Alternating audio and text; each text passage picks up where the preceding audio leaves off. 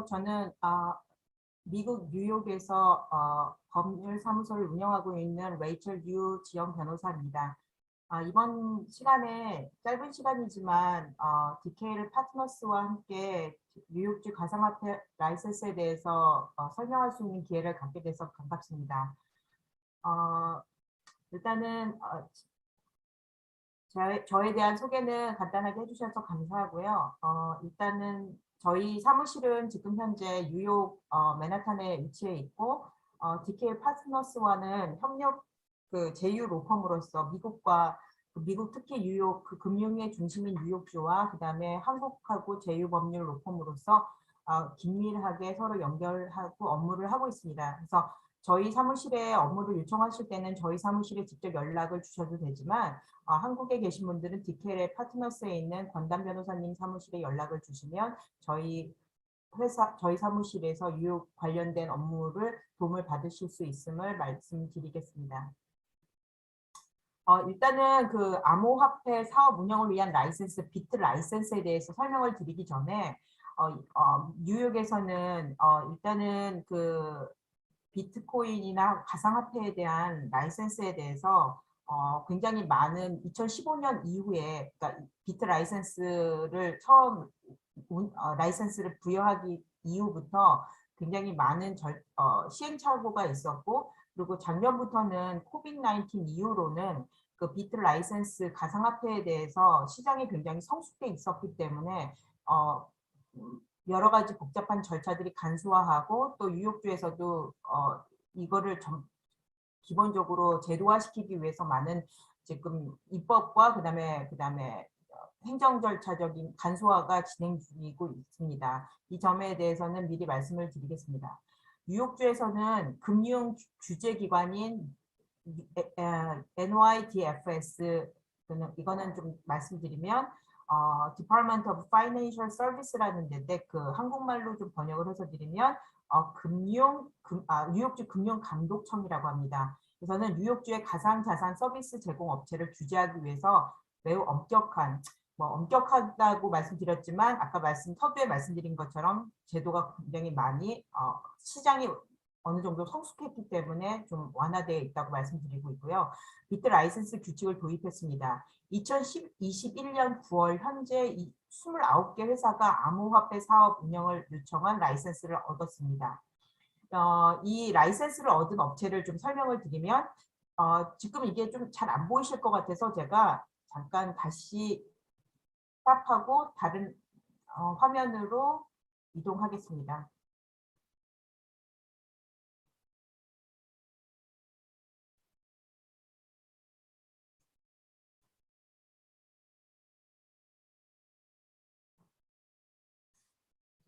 지금 제가 다른 화면으로 이동하려고 했는데 그 화면이 지금 잘 제대로 안 보여서 일단은 이게 잘 보이실지 모르겠는데 일단 최대한 제가 이거를 크게 확대해서 보여드리겠습니다.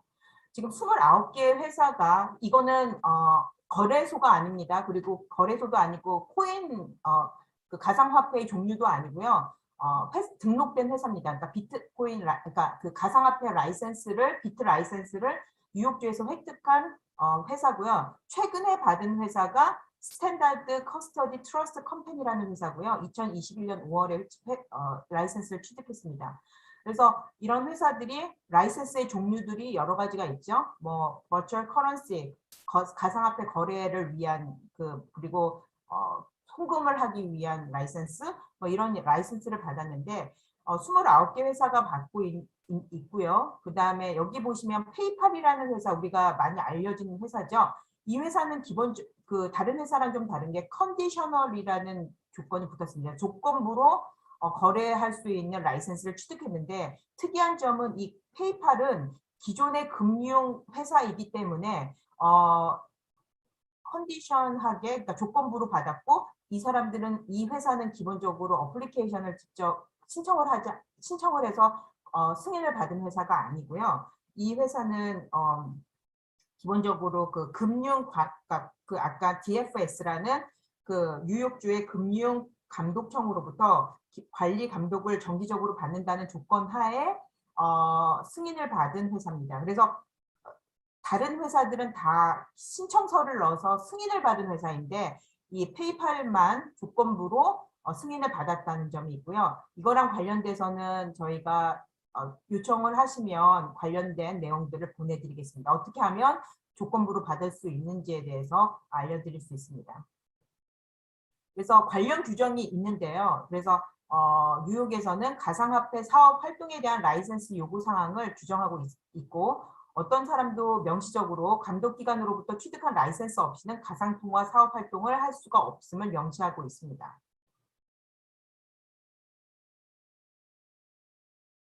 그 가상화폐 라이센스로 이제 비트 라이센스로 가능한 활동은 화폐 교환 거래 서비스, 그다음에 송금할 수 있고요. 그다음에 선불 액세스 가치 저장 판매, 그다음에 가치 저장 판매 이런 내용들을 담고 있습니다. 그래서 라이센스를 받았다고 해서 이 모든 거를 다 할 수 있느냐 그런 건 아니고요. 그 라이센스 신청할 때 자기 본인 그 회사에서 하고 싶은 그 서비스의 내용을 기재를 하면 그 서비스에 대해서 라이센스를 적용하는 거고요. 그 비트 라이센스 안에 이 모든 내용이 포함되어 있다는 건 아닙니다. 그래서 신청할 때 어떤 서비스를 제공할지를 명시적으로 정확하게 기재를 해야 합니다. 가상화폐 라이센스 취득을 위한 서류는요. 이거는 신청비 파일링비입니다. 그래서 뉴욕주 정부에다가 내는 비용인데 DFS에다 파일링을 할 때 5,000불을 내고 있고요.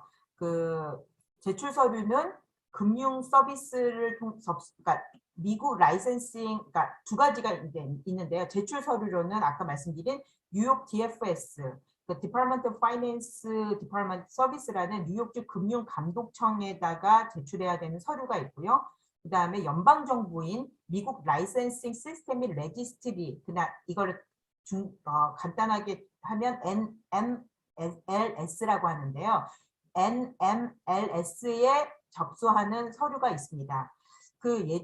일단은 이거에 대한 부연 설명을 하면 연방정부에서 이런 라이센스를 취득할 때 연방정부에서 개입하게 된 거는 2008년 서브프라임 모기지 사태를 겪은 이후에 각 주에서 관리하던 민간 서비스인 라이센스 제도를 연방정부에서 총괄해서 담당하기 시작했습니다. 그래서 이 라이센스는 뉴욕 금융감독청의 승인을 받고 또한 NMLS라는 연방정부의 승인을 받아야 됩니다. 그래서 신청비는 일단 뉴욕주만 내면 되고요. 연방정부에서는 따로 신청비를 요청하고 있지 않습니다. 그래서 제출 서류 중에서는 그러니까 외국인, 미국이 아닌 해외 관할권에 거주하는 시청자에 대해서는 추가 서류를 요청하고 있습니다. 그래서 뭐 대부분 다 그 서류들이 한국어로 돼 있겠죠. 한국에서 신청하시는 분들은 그러니까 공증도 필요하고 또 그 번역되어야 되는 일도 있고요. 그리고 그 서류들이 굉장히 방대합니다.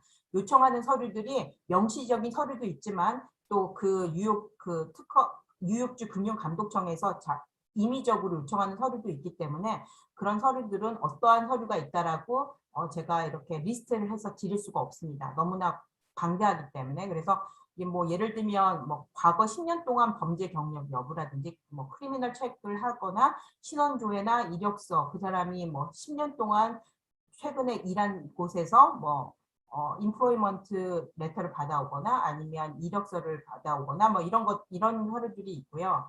면허를 신청하기 위해서는 신청자의 신상 정보, 개인 정보가 필요하고 또 생물학적 정보, 뭐 지문도 하고 이 사업 이력과 업체의 주주 정보, 주요 수혜자 뜻 정보를 포함한 31페이지의 신청서를 작성하고 있고요. 당국의 검토를 거쳐서 면허를 부여받게 됩니다.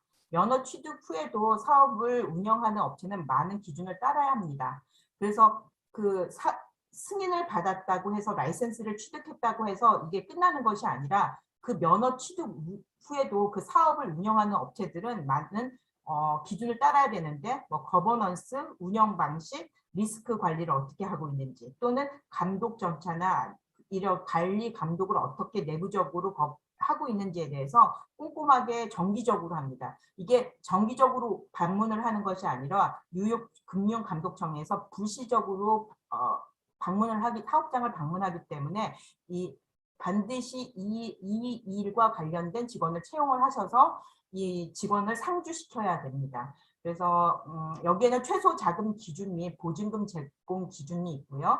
최소 자금 기준은 어떤 라이센스를 그러니까 어떠한 서비스를 신청하느냐에 따라서 다르기 때문에 일괄적으로 말씀드릴 수는 없지만 이것도 요청을 해주시면 관련된 정보는 제가 제공을 해드리겠습니다. 최소 자금 기준 및 보증금 제공 기준이 있고요. 사업 행위 장부 기록의 의무, 업체의 변화에 대한 보고의 의무, 당국 점검 협조의 의무, 사이버 보안 의무 등이 있습니다.